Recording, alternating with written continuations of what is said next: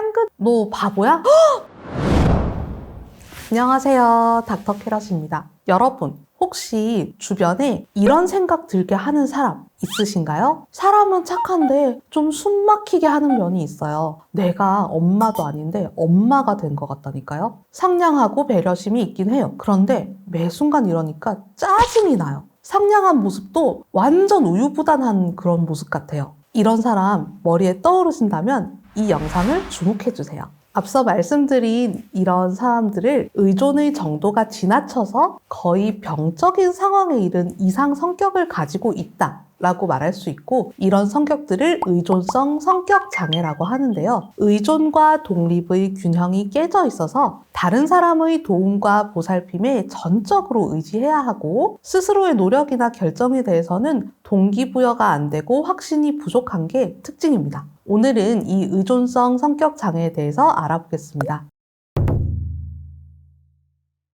의존성 성격 장애, 의존을 하는 게 문제니까 이런 제목이 붙었겠죠. 그런데 우리가 엄마한테 막 안겨가지고 아기가 엄마 하면서 의존한다고 해서 야, 너 의존하면 안 되지, 그렇게 말하는 사람 있어요? 아기들이 엄마한테 의존을 하는 걸 적절하지 못하다 이렇게 얘기하는 사람은 없겠죠. 또 어떤 사람이 너무 힘들어서 다른 사람한테 막 기대서 울고 하소연하고, 이런 사람한테 또 의존하면 안 되지 이렇게 얘기하는 사람 있나요? 아마 이런 사람도 없을 거예요. 이렇게 의존은 원래 자연스러운 것이고요. 사람이 가진 아주 원초적인 방어 수단이에요. 왜냐하면 모든 사람은 다 태어나서부터 양육자에게 전적으로 의존하는 데서부터 시작했거든요. 내가 타인과 소통하는 방법, 타인과 함께 사는 방법, 전부 엄마와 아빠에게 의존하는 데서부터 시작합니다. 그래서 아기들이 처음 배우는 사회활동 생활이 뭡니까? 누가 아기를 쳐다보면은 영혼 없이 빵긋 이렇게 웃는 그런 미소를 짓거든요.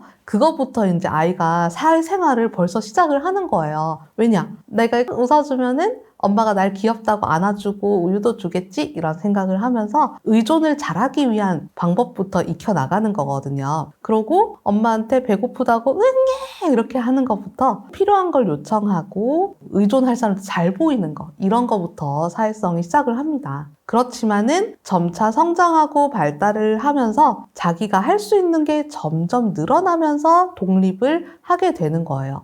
아동기까지는 의존도가 더 높았다가 청소년기 때 독립심이 강해지면서 부모님의 가치관을 부인하고 반항하면서 일명 중2병 이라는 걸 겪죠. 자아가 비대해지는 그런 과정을 겪는데요. 이때 부모로부터 심리적인 독립을 준비하게 되면서 전통적 가치관과 자기만의 가치관을 융합하게 되면서 성인기가 되면 심리적인, 사회적인 독립을 비로소 획득을 하게 됩니다. 그런데 성인기에 건강한 독립을 획득한다는 것은 의존을 하나도 안 하는 의존도 0%의 상태를 말하는 게 아니라 독립과 의존이 적절한 균형을 이루는 상태가 되어야 합니다. 이렇게 균형 잡힌 상태의 의존은 건강한 거고 문제가 되질 않아요. 그러면 문제가 되는 건강하지 못한 의존은 어떤 특징이 있냐 하면요. 너무 보호받고 싶어서 이 사람이 나를 보호해주는 게 아니라 오히려 막대하는 사람한테까지도 네네 이렇게 하면서 너무 복종하고 매달리고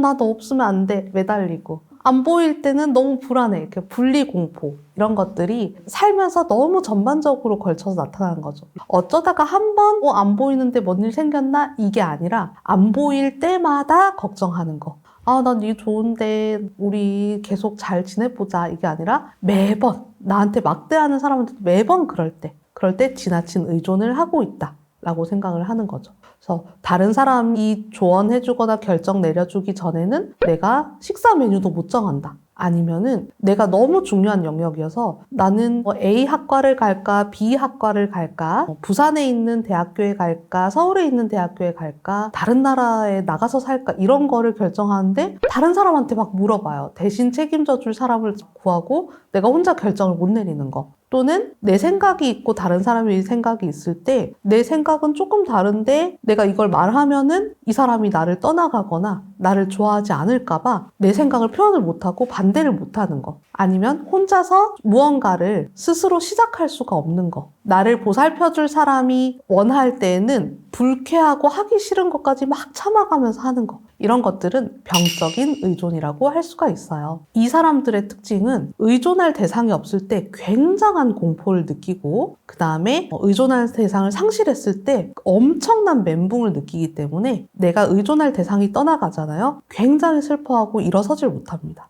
그리고 빨리 나를 의존하게 해줄 다른 대상을 찾아서 아무나 또 만나려고 하고 애타게 의존할 대상을 찾아서 집착하고 찾아다닙니다. 그러니까 건강한 인간관계가 되기가 힘들겠죠.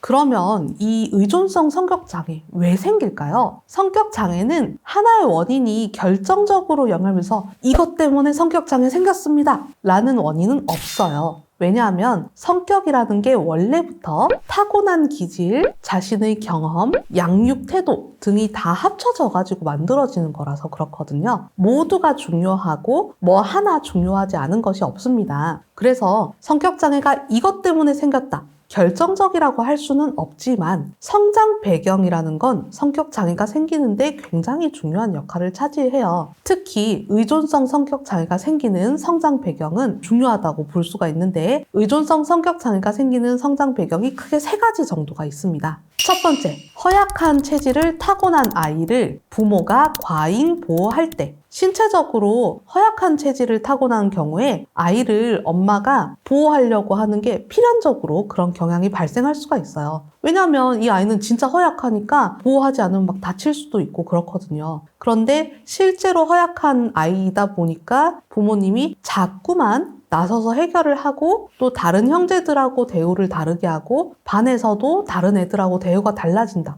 그러면 그 태도들을 부모님이나 선생님의 태도를 아이가 알게 모르게 학습하면서 아, 나 연약하구나. 아, 나 이런 거 못하는 사람이구나. 그래서 도와주는 거구나. 라는 자아 이미지를 가질 수가 있겠죠. 두 번째, 부모의 불안으로 인한 과잉 보호. 아이가 허약하지 않더라도 부모의 불안이 너무 높으면 과잉 보호를 하게 되겠죠. 불안도가 높은 부모님은 거기 가지마 다칠까봐 노심초사하게 되잖아요. 근데 물론 아이들이 생각지도 못한 사건 사고 너무 많고 뉴스 기사에도 막 나오잖아요. 그러니까 기본적으로 아이가 위험한 상황에서 보호돼야 되는 건 맞아요. 그런데 너무 정도가 지나치면은 아이가 크면서 걸음마 하다가 넘어지고 이런 경험도 해야 되고 조금 신기한 곳이네 가보자 이렇게 낯선 곳을 자기 힘으로 탐색도 해야 되고 그런 경험을 해야 되는데 아이가 그런 기회를 잃어버리게 되는 거죠. 적절한 좌절과 적절한 도전을 박탈당했을 때 아이는 보호받는 것에 익숙해지고 새로운 탐색을 하지 않으려고 하게 됩니다. 세 번째, 자기와 함께 크는 다른 형제가 유난히 별난 경우, 다른 형제가 유난히 말썽쟁이고 부모님을 힘들게 하는 형제가 있는 경우에 부모가 다른 자식, 착한 자식한테 하소연하면서 참 너희 형은 이렇게 하는데 너무 힘들다. 엄마 너무 힘들어. 이렇게 얘기를 하잖아요. 좀 말 잘 듣는 형제한테 의존을 하기가 쉬워요. 이때 부모님만 그 착한 자식한테 의존을 하는 게 아니라 부모님 자꾸 그 착한 아이한테 하소연을 하면서 아휴 내가 진짜 어떡하지. 그런 태도가 그 말을 듣고 있는 자녀 또한 의존적으로 만들 수가 있거든요. 부모님이 나를 좋게 봐주고 나한테 감정을 기대주고 이런 게 부담스럽긴 하지만은 조금 좋단 말이에요. 그러면은 내가 막 뭐 하고 싶은 게 있는데 부모님이 반대하면은 안 될 것 같고 나도 말 안 듣는 그런 자식 될 것 같고 뭔가 스스로 결정을 하고 싶어도 뭔가 부모님이 생각하는 방향에 맞춰야 될 것 같고 이런 생각 때문에 자기 자신을 부모님의 요구와 기대에 맞추느라고 자율적인 발달을 저해받고 계속 부모님께 순종하게 될 수가 있는 것입니다. 그러면 여기까지 들으신 분들은 이런 생각이 드실 수가 있어요. 너무 지나친 의존이 문제라는 건 알겠는데요. 의존 대상이 되는 사람하고 당사자들끼리만 좀 얘기가 잘 돼서 의존 대상이 괜찮아, 의존해, 얼마든지 해 이렇게 하면은 괜찮은 거 아니에요? 의존 좀 해도 괜찮지 않아요? 이런 의문을 가지실 수가 있을 것 같아요. 그런데 너무 과도하게 다른 사람에게 의존을 했을 때 그걸 감당해 줄 수 있는 사람은 사실 그렇게 많지가 않습니다. 굉장히 마음이 넓거나 굉장히 초인적인 사람이거나 아니면 그 사람의 의존을 이용하는 굉장히 나쁜 사람일 수가 있어요. 그래서 의존성 성격장애 환자가 주변인들에게 과도한 의존을 할 경우에 의존 대상이 되는 사람은 번아웃이 오게 됩니다. 의존하는 사람 본인도 힘들지만 그 대상자도 너무나 힘들고 와 진짜 숨 막힐 것 같아. 너무 징글징글해. 이런 마음이 많이 들 수가 있고요. 또 굉장히 나쁜 사람의 경우에는 나를 절대적으로 의존하는 사람에게 무엇이든 간에 막 시키면 다 하니까 다 따르고 다 하고 내 말에 막 토 안 다니까 자꾸만 이 사람을 착취하고 이 사람에게 무리한 요구를 하고 이 사람을 학대할 수가 있어요. 그런데 의존성과 독립성이 균형을 이루는 사람은 처음에는 그런 나쁜 사람에게 좀 이용을 당하더라도 어느 순간에 정신을 차리고 아 이건 아니지 하면서 이 사람을 손절할 수가 있는데 의존성 성격장애가 있으신 분들은 손절이 안 되는 거예요. 왜냐하면 이 사람을 잃는 게 너무 두려우니까. 그래서 자꾸만 이 학대와 착취의 늪에 빠질 수 있는 위험성이 있다. 또 하나는 세뇌, 사기 피해, 사이비 종교 이런 것들에 이제 빠질 수가 있겠습니다. 이런 경우에는 이 절대적인 그 의존의 대상이 이제 교주나 또 사기꾼 이런 사람이 될 수가 있는 거고요. 그 무엇보다도 자기 자신이 제일 괴롭습니다. 왜냐하면 자기도 의존을 편안하게 하는 게 아니거든요. 내가 못하니까, 내가 혼자 하기 무서우니까 항상 기본적인 마음이 불안, 무서움, 끊임없는 고민에 본인이 제일 많이 시달리고 있거든요. 그런데 옆에서는 야, 왜 이거 혼자 못해? 혼자 할 의지가 없는 거야? 의지력 부족이야? 너 왜 그 사람이랑 왜 사겨? 너 바보야? 이렇게 자꾸 자기의 의존적인 형태에 대해서 다른 사람으로부터 안 좋은 피드백을 들을 수밖에 없어요. 그래서 본인이 제일 괴롭습니다. 의존성 성격장애가 있다고 생각하시는 분들은 망설이지 말고 꼭 치료를 받으셔야 되세요.